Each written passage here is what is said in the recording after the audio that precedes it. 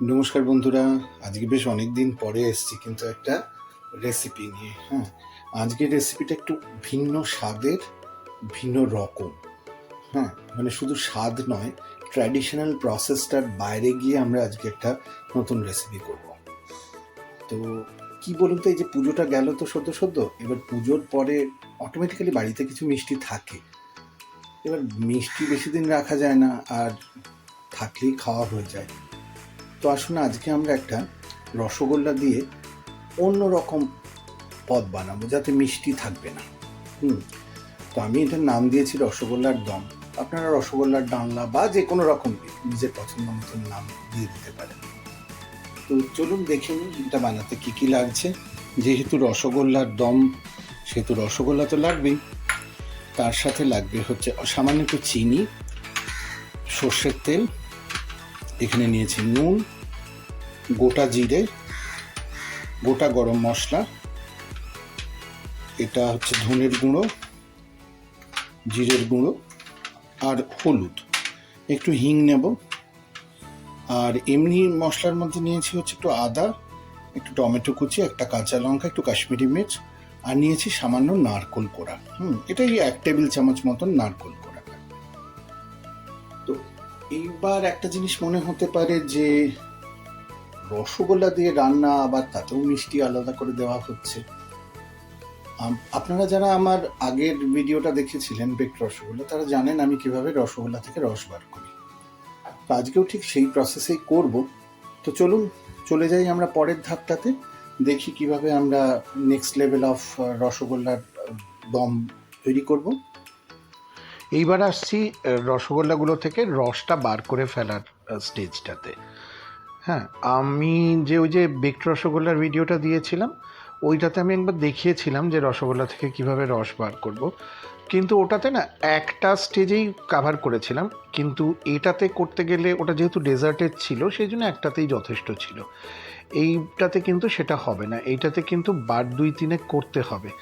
কারণ না হলে কি হবে বলুন তো, ওই রসগোল্লাগুলো থেকে রসটা কমপ্লিটলি বেরোবে না। তো এইটা আমরা কি করে করব, এইটা এই রকম যেরকম দেখালাম, ফুটন্ত গরম জল রসগোল্লাগুলোর মধ্যে দিয়ে কিছুক্ষণ রেখে দিলেই রসটা বেরোতে শুরু করবে। তো এটা বার 2-3 করতে হবে। আর জলটা একটু টেস্ট করে দেখবেন। জলটা টেস্ট করে দেখলে বুঝতে পারবেন যে রসগোল্লাগুলো থেকে রস বেরিয়ে গেছে কি না। মানে জলে যদি মিষ্টি না থাকে তাহলে বুঝবেন যে ইটস ডান।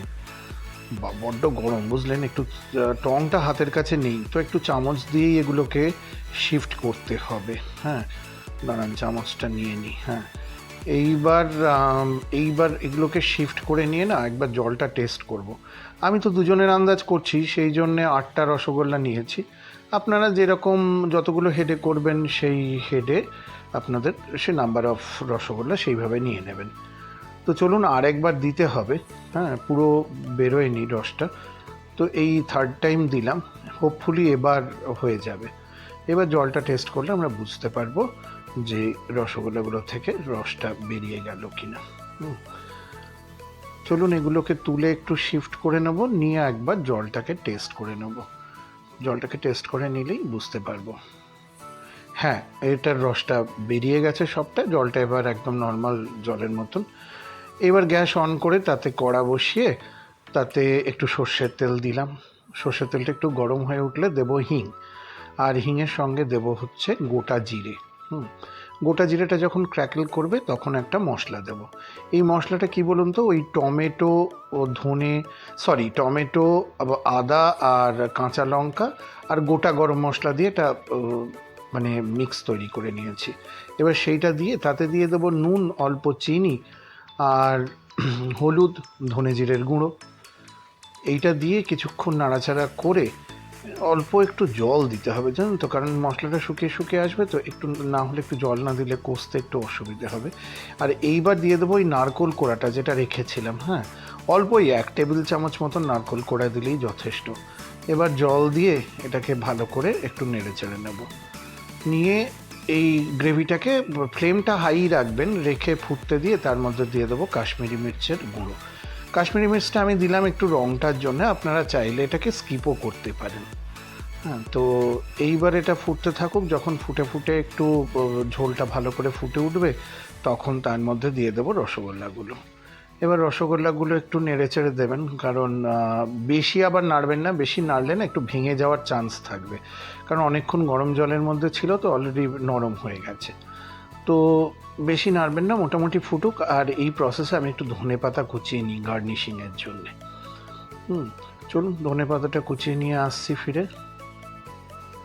হ্যাঁ, এইবার হয়ে গেছে, দেখুন খুব ভালো ফুটেও উঠেছে। তো আমরা এবার যেটা করব, এইটা এবার ট্রান্সফার করব, মানে গ্রেভিটা যখন মরে আসবে তখন, হ্যাঁ একদম হয়ে গেছে, নারকোলের গন্ধটাও খুব সুন্দর বেরোতে শুরু করেছে। তো চলুন এবার এটাকে আমরা একটু গার্নিশ করে দিই। গার্নিশ করে আপনাদের দেখিয়ে দেবো কেমন লাগছে।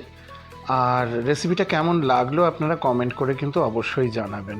হ্যাঁ, আরেকটা ছোট্ট রিকোয়েস্ট, আপনারা যে যে জায়গা থেকে মানে লোকেশন থেকে দেখছেন, একটু যদি জানান তাহলে ভালো হয়।